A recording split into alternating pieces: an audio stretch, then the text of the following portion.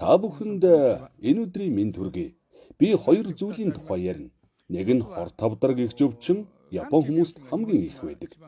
Үнэндээ бол энэ өвчин маш хялбархан эдгэрдэг өвчин гэдгийг та бүхэнд мэдүүлвэл сайн байна. Бас нэг зүйл нь яагаад эдгэхгүй гэж хор тавдрын эмчилгээ байна? Би эмчилгээ гэж хэлдэггүй. Худал хуурмаг явдал ил цагаандаа 30-40 жил хийгдэж байна вэ гэдгийг сайтар тайлбарлавал сайн байна. Хор тавдар 5 жилийн дотор Японоос арилна гэдэг номыг 3 жил хагасын өмнө бичсэн. 3 жил хагас өнгөрсний дараа харахад бодит байдал өөр байна. Биеэр мэдэрч байгаа нь энэ улс асар хурдтайгаар өөрчлөгдөж байна гэх сэтгэгдэлтэй байгаа. Энд хүрэлцэн ирсэн Комура-сан 5 жилийн өмнө 2011 оны 9-р сарын 7-ны өдөр 2 сарын турш ханиалган унтж чадхаа болж эмнэлэгт хүргэгдсэн. Та бүхэнд харагдаж байна уу? Цагаан цэгүүд нь хор тавдрын тархалт. Энэ хүний савны хавдар нь 8 см байсан.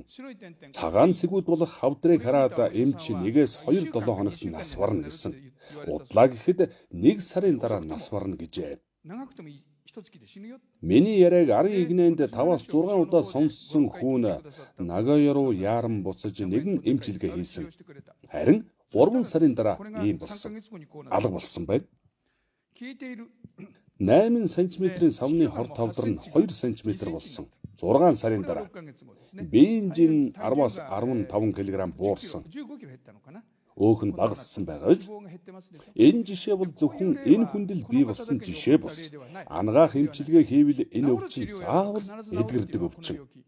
Бид нар 2-3 сар гэж үзэж байна. Удлаа гэхэд 3 сарын дотор эдгэрнэ. Ямар ч хор тавдар. Гэхдээ нэг онцгой тохиолдол байдаг. Хор тавдрын эсрэг туяа эмчилгээг маш ихээр хийлгсэн өвчтний хувьд жаахан хэцүү байх. 2-3 сарын дотор. Гэхдээ эмчилгээ сайн хийвэл өвөхгүй гэж бодож байна. Сүрья өвчтөнд хор тавдар байдгүй. 37.5-аас 8 хэмээн баг зэрэг халуунтай өвчтөнд хор тавдар байдгүй. Хор тавдартай өвчтний биеийн халуун нь 35 хэм орчим. Та бүхний биеийн халуун хэдэн хэмтэйг мэдэх үү? Хор тавдрын өвчтний биеийн халуун яагаад бага байдаг вэ? 35.2-оос 35.3 хэм. Биеийн халуун бага хүн анхааралтай байвал зохино.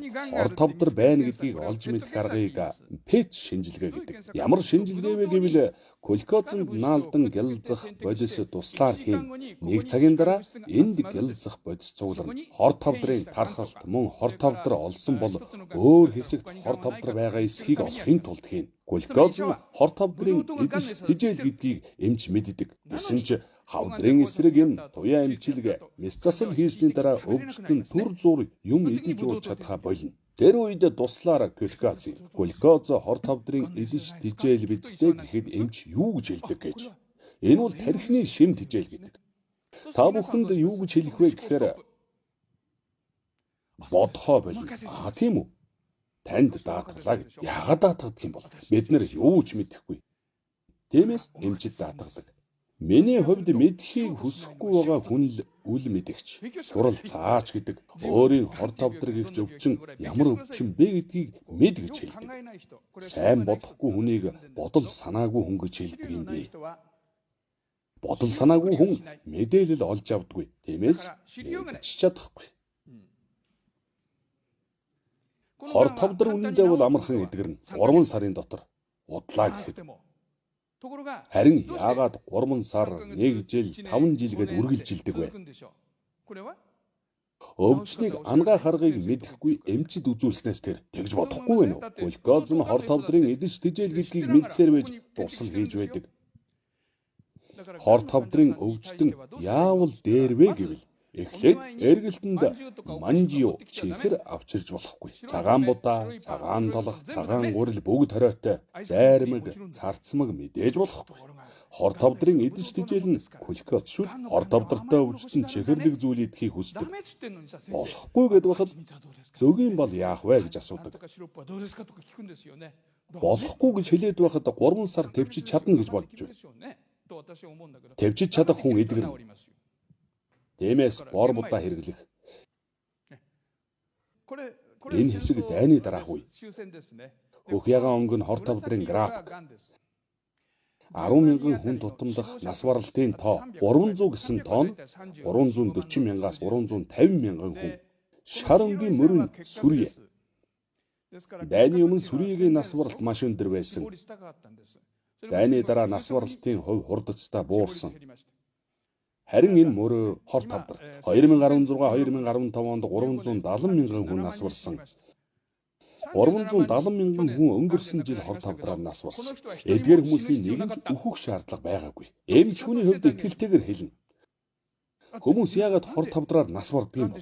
Эмчилж чадахгүй, эмчилж очдог болохоор тэр. Эмчлэгдэхгүй шүү дээ. Багшаа, би хөхний хор тавдартай, савны хор тавдартай, элгэний хор тавдартай. Эмчийн зөвлөсний дагуу хор тавдрын эсрэг эм уун, туяа эмчилгээ хийлгэн, мэс засал хийлгэнэ гэдэг. Миний хор тавдар эдгэрхүү гэж асуухад эмч юу гэж хариулах вэ? Та аврагдах эсхийг мэдэхгүй гэдэг. Хийж үзэхгүй бол мэдэхгүй. Туяа эмчилгээ 25-аас 30 удаа хийж үзэхгүй бол мэдэхгүй гэдэг. Хүчийг нэмэхгүй бол мэдэхгүй. Мэс засал хийж үзэж байж л мэднэ гэдэг. Та аврагдах эсхийг мэдэхгүй. Эмчээ аврагдах эсхийг мэдэхгүйгээр эмчилгээ хийх үү? Тийм ээ. Аврагдсан хүмүүс байгаа гэдэг.